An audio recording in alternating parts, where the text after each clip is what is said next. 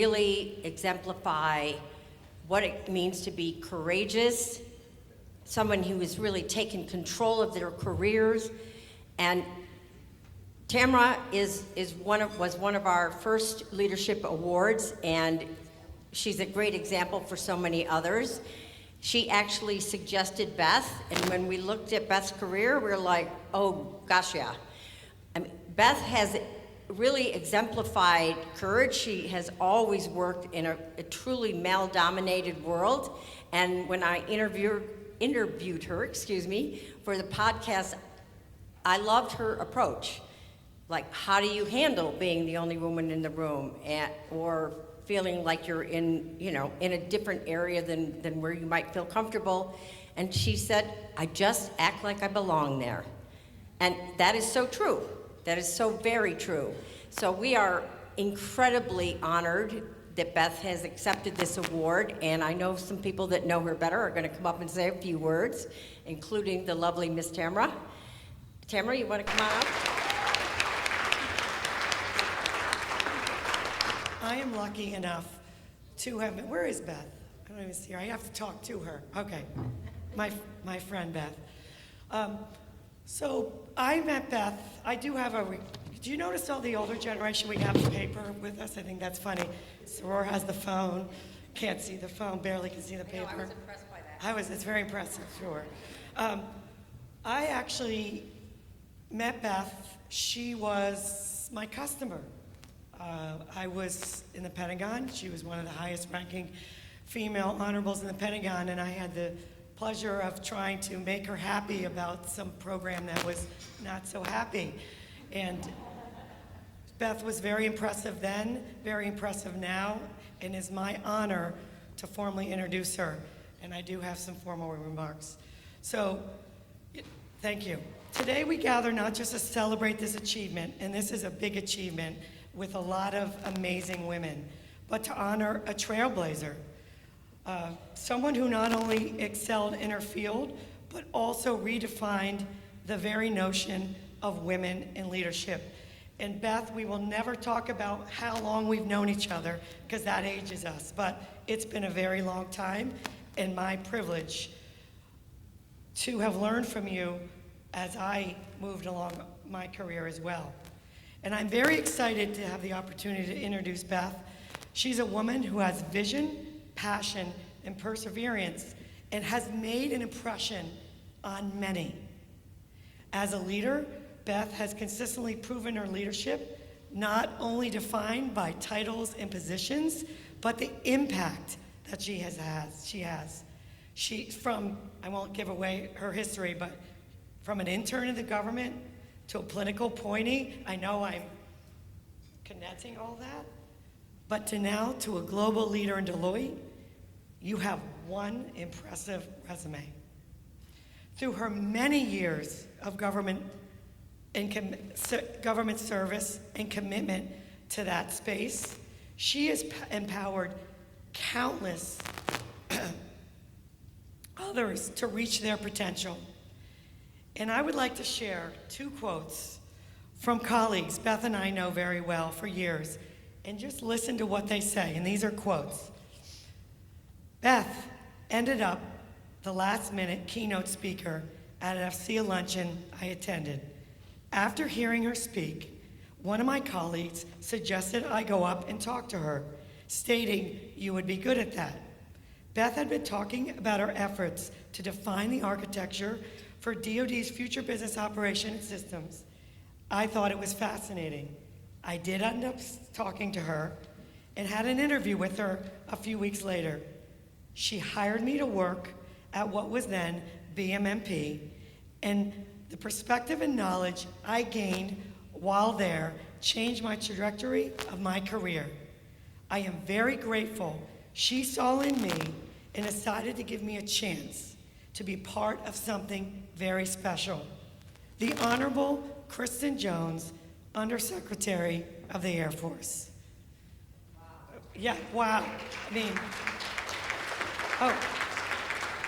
I'm not done. I have another one. I could talk to you for hours of what I've learned from Beth, but this is important. This is just me asking people to participate and share their thoughts. The second quote, Ms. Laura Munchmore, Deputy Director, Administration and Management for the Secretary of the Air Force.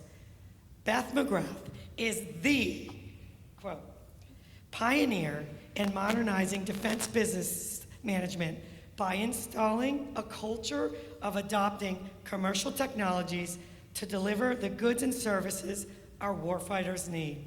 Her foundations and vision are still alive today, and they still are working towards finishing what Beth McGrath has started.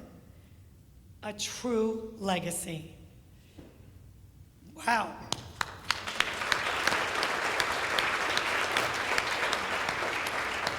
I'm getting choked up here. Congratulations on this well-deserved recognition.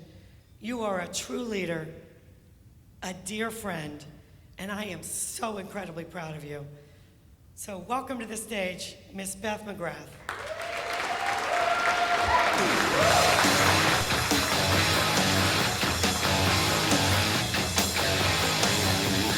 Girl, you really got me now. You got me so I don't know what I'm doing. Girl, you really got me now. So first, I guess I want to say thanks to Fred and to Gina and certainly to Tamara, and recognize all the other award recipients today. I was joking at the table. I am my least favorite topic.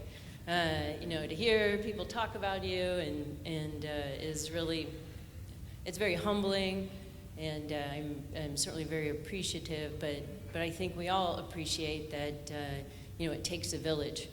And the stories you heard from others, and I'll say the young ladies and the ladies up here today, really enabling sort of their growth while also having families, and is a real challenge. And it does take sort of the village, and it's the home village, it's the work village, it is sort of the village that really sort of enables us both as individuals and organizations.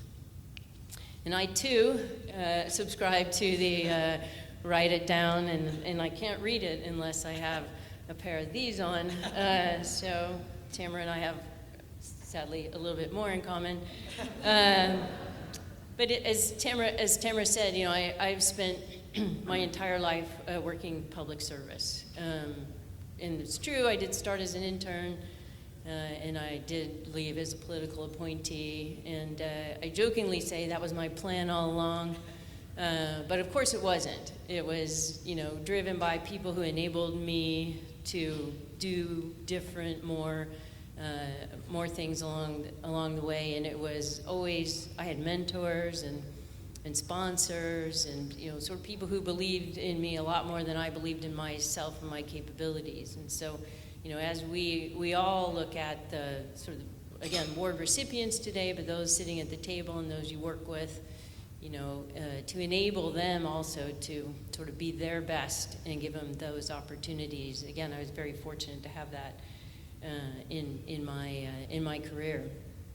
And as also Tamara mentioned, I have the honor and privilege today of leading Deloitte's public sector business. We're about 50,000-ish. Becky always keeps me right on the numbers. We're about 50,000 people strong across the globe.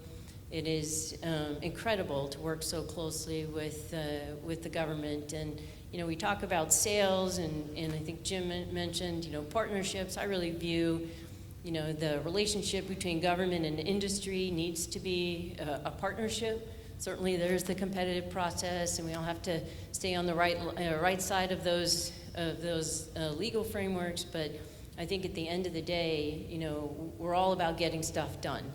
We're all about achieving the outcomes. If it's housing or healthcare or national security, it's really important that the government and the industry work very closely together. And again, most of my background in government is in defense and national security. And over the last 20 years, there's been this globalization, and it's been fast and cheap, and now things are changing. We're redefining what globalization really is. The definition of national security changes every day. It intersects with energy security. It intersects with socioeconomics. It's really this blurring of the lines, if you will, which in my mind makes it even more important that government and industry work so closely together, because we all have a role to play. And then, someone mentioned, maybe it was Jim, I can't recall, the sort of the power of the network.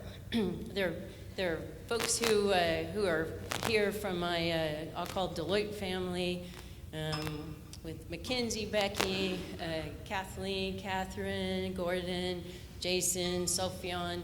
These are people I work with every day, and I just love to work with them. Then I have colleagues who are here who have known me for a very long time, again, no numbers, but Dave Wenegren and Peter Levine. It's just really, an honor to have them here, and Cynthia, and I can't see Dan.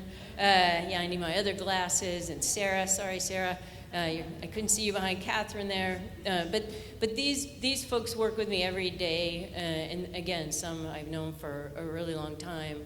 And being at Deloitte, we partner with our alliance partners, Rebecca, AWS, Oracle, Carousel, because it takes this network of commitment, again, working along with each other and alongside government to help them achieve their outcomes.